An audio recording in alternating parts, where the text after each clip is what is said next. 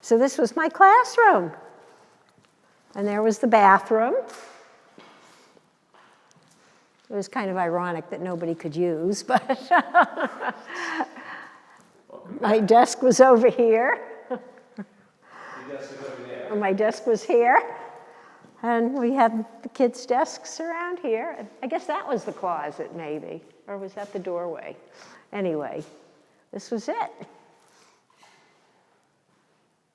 So would you lecture? Would you do... No, each kid had, they were all in different places, you know.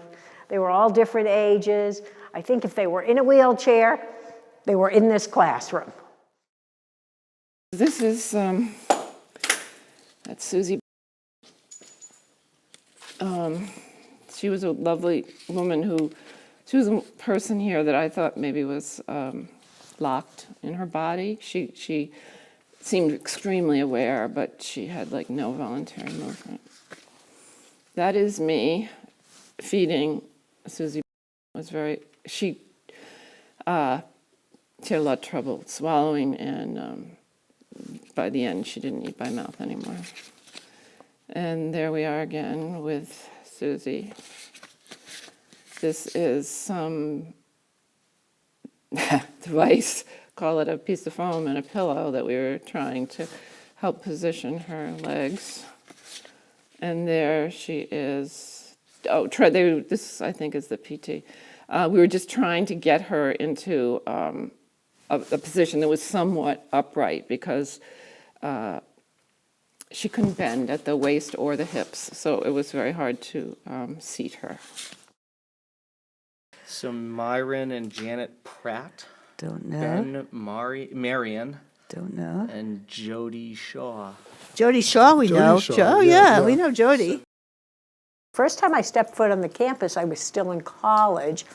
I was working at the special needs day camp in Belmont called Camp Willow, and we took, I think, 8 children who were housed in Farrell Hall at the time. Most of them were housed in Farrell Hall, and we would integrate them into the day camp in Belmont. And Fernald, a station wagon would bring them every day and pick them up every day to the day camp in Belmont. They grew up at the Fernald. They were little at the time. They were maybe 8 to 14 years old at the time. What were their disabilities? We had a whole group with Down syndrome. Okay. I remember one girl who who had, she was spina bifida. And the other, there was a girl with aphasia, just different cognitive disabilities. But we had a huge group of kids with Down syndrome at the time. And that must have been a newer program to start to get kids out for the day, right? Yeah, we were Did you have things pioneers. in place? Did you have things in place? Did you know what you were doing? Is it all new? It just seemed like the right thing to do. I don't know. I think, sometimes if you give something too much thought, no, there's kids who are here. We just wanted to take them out. Did you interview here when you first came here? Did you Into interview this in building? admin, or where did you No, interview? I interviewed at East Nurses, which is just on the other side of North Building. That's where the OT department was at that time. Okay. And so you interviewed with the head of OT? Yes. It was very, sort of broken up into departments. So, the only person who could hire me would be the head of the department. I forget, had you trained in OT at that point? Yes, Okay. yes. I told you I had 2 other short jobs, so I was experienced. Yeah. What I recall mostly is coming to the Samuel Gridley Howe Library, which we will take a look at. And that's where I was on the board of the Friends of the Samuel Gridley Howe Library, which was to protect a lot of the historical archives and resources.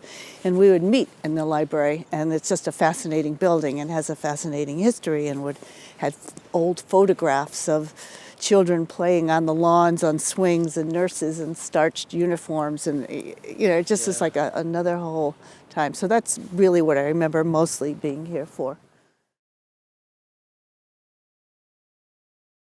John was in my class from the very beginning. Yeah, he wore black glasses with black frames, similar to yours. He was verbal. He was verbal. Yeah, he had some academic skills, I remember. And I think he died when he was about 16, so maybe he was a young, in his early teens when I started with him. And he just loved coming to school. He was always happy. I think he was happy to get out of his building.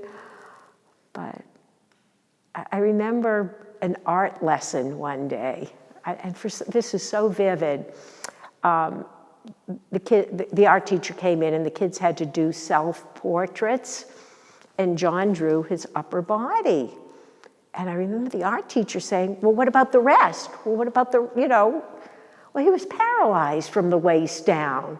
So I'm sure he never gave any thought to legs or feet or anything, but that lesson has always stayed with me, and she wanted him to finish his body and put legs and feet on, and that was just meaningless to him. That was the room, was off of here, and it had pictures of Gunnar with the Shrivers and with the Kennedys. So a lot of that, his federal legislation and things were in this room.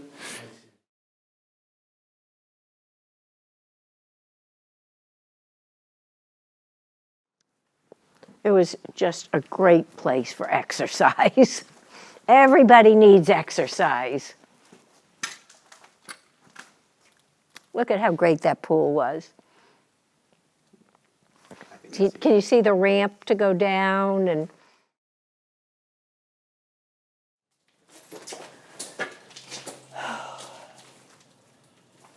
So this was the office area. Oh my gosh, the ceiling's falling down in here. Oh, yeah, then don't walk under that. That was the, oh my gosh, is the board still here? Yep, we can walk in here. This was where we would put all the names of the, oh God. There was a list of, whose project was going to get done first. And so people, when a request came in, they got rated. If it was an emergency, high emergency, medium, low. I don't know why there are three sections of this. And at some point, everybody wanted statistics. How much have you gotten done? Yeah.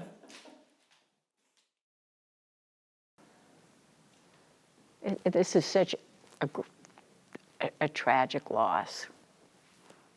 I mean, everybody needs exercise.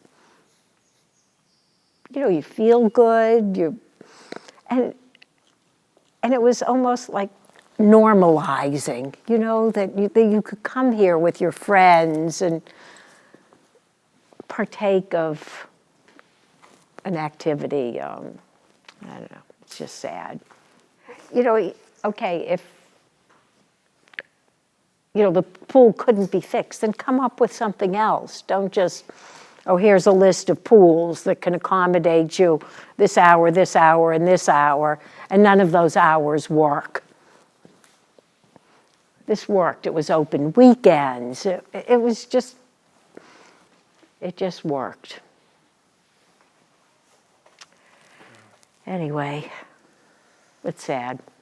And the gym upstairs was great. It's also been, wonderful. Yeah, but I don't know. They could have done something with the building. You could have had cooking classes here. You could have had so much going on here. Music classes, aerobics. Anyway. Oh, that's sad. But the wooden, this is, that's where the slides were. Yuck. Wow. And there were photos over here on the walls. Remember? Yeah. Wow. Gosh.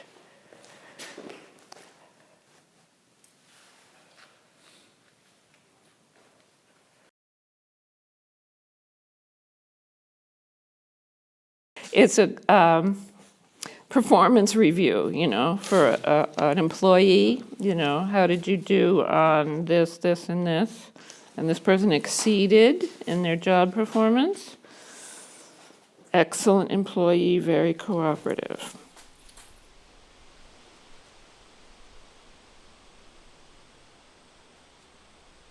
But the grounds are so beautiful that it would be nice if it were a place where people lived.